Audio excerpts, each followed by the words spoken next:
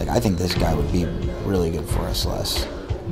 I want a guy that is going to be where he's supposed to be, that'll stay grounded through the catch, aggressive hands, that will dig out support in the run game. This guy can be a functional piece of an offensive operation. The all-time.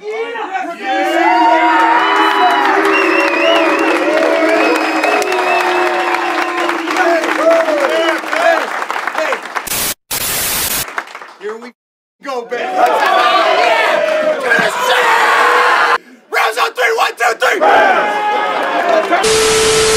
3. Congratulations, Los Angeles Rams. Your starting quarterback in Matthew Stafford, who missed a few games. The ups and downs and all around. You lost Kupp for a while. And then look at that. You are seated at 6 in the playoffs. And so there's a few things that I really want to go over really quickly. But the first thing I actually want to do is say thank you.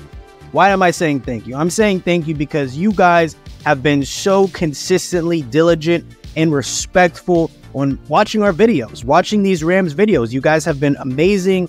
We love doing these videos, and even more so, I feel like me learning the Rams, I learned a lot more about coaching. I learned so much about coaching and about pivotal players. I learned about, the only team that I really talk about pillars upon are the Los Angeles Rams. I know other teams have them. I understand that other teams have, important, impactful players that the system needs, but I've always seen you guys just as the team that showed me that, hey, you have a really good coach, you have a really good quarterback, and you have a force to be reckoned with on defense, you're going to be in a good position. And I just want to also state, because I get a lot of shit all the time of being ahead of the curve, and I was getting clowned on for being a Rams supporter. I was getting clowned on saying, hey, the Rams are going to have a shot because they have Sean McVay, they have Kupp, they have Matthew Stafford, they have Aaron Donald. And I just remember you guys were losing while I am saying you guys have pillars. You guys are not looking good while I am saying, no, the Rams are going to be fine. Sean McVay is going to figure it out.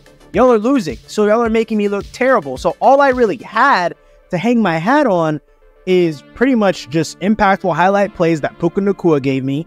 And also just the luck of the Irish, just the hopeful chance that you guys would end up in the playoffs.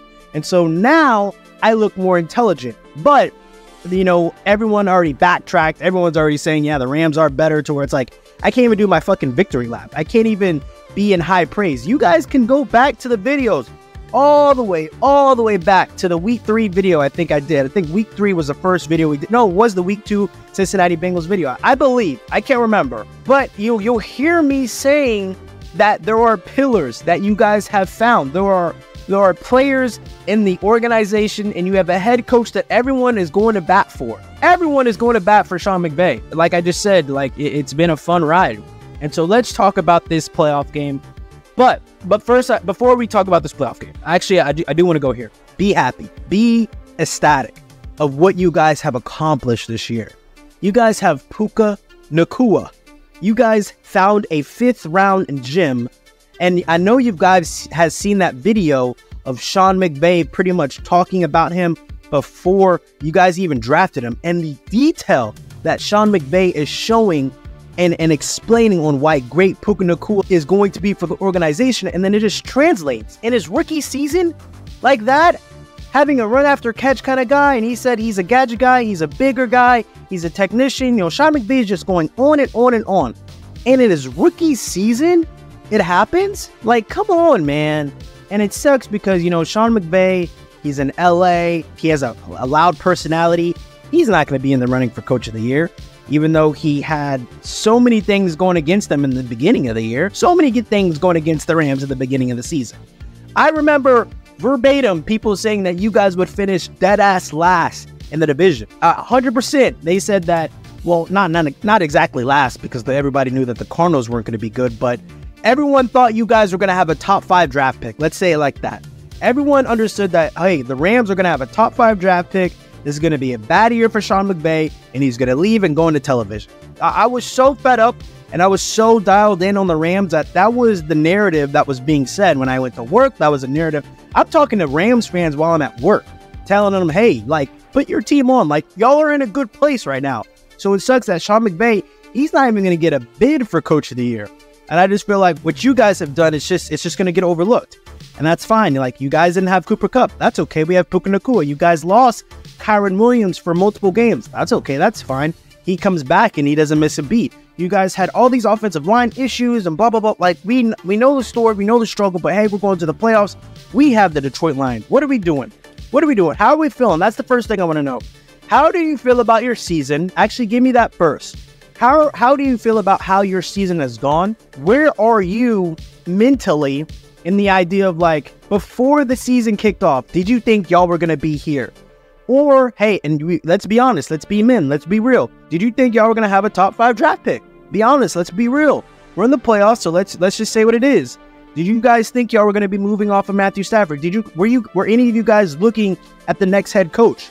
Well, so I just really, really, really want to know that. And then now I want to know, where's your energy if you're going to Detroit? And I'm gonna be honest, like, I think y'all should be lit. I have not really seen a team yet really put it to y'all since that Baltimore game that we should have won.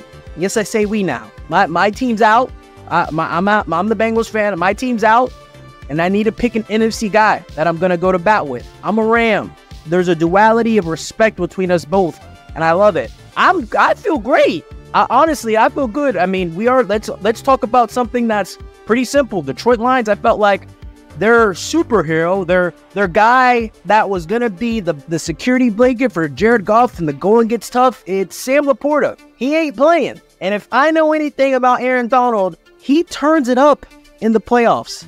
When he gets there, he turns it up. Last time y'all in the playoffs, y'all remember that week 1 performance that he put on? When Kyler was running, bro. Kyler was all over the place. And guess what? All y'all needed to do was get in, and he ended up winning the Super Bowl against the second best team in the world at that point in time. We all know who that is. But I need to know, where is your confidence level right now? And I just think, if you're gonna ask me, Miles, and I had a gentleman, this is a Cowboys fan. Once again, I'm at work. He's a Cowboys fan, and he's trying to give me this Dak argument. And he's like, well, give me, where do you think Dak is at? This guy's asking me, where do you think Dak is at? I was like, you don't want to hear my quarterback list at all. He's like, no, give it to me, I promise. I said, okay, Patrick Mahomes, or blah, blah. I go, Joe Burrow. He's like, okay, yeah, that's fine. I go, Aaron Rodgers. I'm sorry what y'all think, Aaron Rodgers. And at 4, I go Matthew Stafford. And he walks away from me. He walks away from me. And I'm just like, all right, man, like, I told you don't want to hear my list. And what Matthew Stafford has done with a 5th round rookie, and this is what frustrates me, guys. This is what pisses me off. People think Puka Nacua, who is great, right? He is awesome. But to think that Matthew Stafford and Sean McVay don't make that happen so fast, so quickly, like, you're foolish. Matthew Stafford's arm is on another level right now. That's why I always cringe every time he gets hit, every time he gets touched, because we know he's frail in a sense. But hey, what throw can he not make? I don't know. I haven't seen it yet. Let me know when you find out. And the 3 quarterbacks that I named ahead of him all had that gift. And I just like the maturity of Matthew Stafford. I like that he can throw an interception and not care. We all saw a Super Bowl was like 2 back-to-back interceptions or something like that. 2 interceptions, and he won the game. He doesn't care about interceptions. Things don't rattle him. And he can do anything with his arm. He has talent within the offense. And then he has an offensive-minded coach that clicks with them. Like, I'm sorry, yes, I had Matthew Stafford at 4. And let me just say this right now. I was on the spot, and the guy asked for it, so I didn't get to sit down, really analyze the situation. But as I'm standing here today, sitting really, and the people, I know you're probably going to have an issue with Aaron Rodgers at 3, but this is just the way I see things, right? And so you got him, and then you got Kyren Williams, who missed 3 games. He missed 3 games and still gave us 1,000 yards rushing? What? And then you have Cooper Kupp, who's been out, but you have a kid in Puka Nacua who came in and became the man. End up giving you Rookie of the Year honors, right? If CJ Stroud wasn't alive, he would be winning Rookie of the Year, Offensive Rookie of the Year. But I'll give you something else. He beat Jamar Chase's records. And we made a post how, Puka was like a few yards away from getting the record. And I was like, give it to him. He deserved it. I love the kid. Take it from Jamar. I love Puka. And so I was happy in that regard. And you just fall in love with the family. You fall in love with his story. And if you don't know, he lost his father when he was very young. And so he gets very, very emotional before these games because he understands what his father would mean. So I'm pumped for this playoff game. Absolutely pumped. And of course, I'm riding with y'all. I just think you guys win on multiple levels, right? Quarterback position. Who you taking? Matthew Stafford or Jared Goff? In the intense environment. Detroit's going to be lit. This is their first playoff in 2 centuries? This is a home playoff game for the Detroit Lions. Okay, I can only imagine the ticket sales are going to be astronomical for those Detroit Lions fans, but in another regard, it's like, I think Jared Goff, I'm not going to say he's going to fumble, but if I had to pick between 2 quarterbacks, who's going to freeze up? Matthew Stafford, who's playing his old home, he's still daddy. Now, I'm sorry, I hate to say it, but Matthew Stafford is still daddy of Detroit. You're going to see probably some Detroit Lions Matthew Stafford jerseys in the stands. All right? And then Jared Goff is playing against the team that got rid of him. Going against the team that got rid of him. And who knows Jared Goff better than anyone? And I don't want to disrespect Dan Campbell, but I promise you, Sean McVay knows exactly what to do. And I promise you, Aaron Donald knows exactly how to attack him. And I promise you, Jared Goff knows what Aaron Donald can do. And so that already, I'm not a big fan of.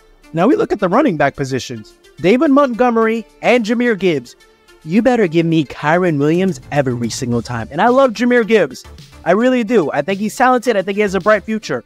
But you give me the guy that can miss multiple games and still give me 1,000. And then we go into receivers, right? And the fact that we have to do this, it's pretty miraculous. But you give me Kupp, you give me Puka Nacua, and you give me Demarcus Robinson. All right? And I don't even... okay, Amon-Ra St. Brown, a slot guy.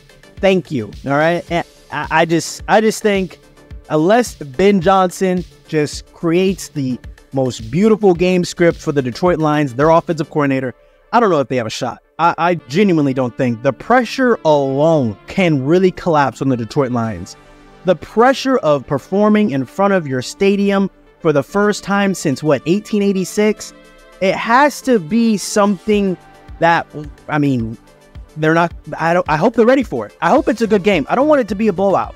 I hope it's a good game, but I would say this, be happy on your season, be happy in your coach and your defense also. You know, your defense was supposed to be this very, very young defense who, of course, they still are, and they were supposed to be this bad and that bad and this terrible and that terrible, but they're in the playoffs. There are a lot of really good veteran, experienced defenses that are sitting their ass at home right now.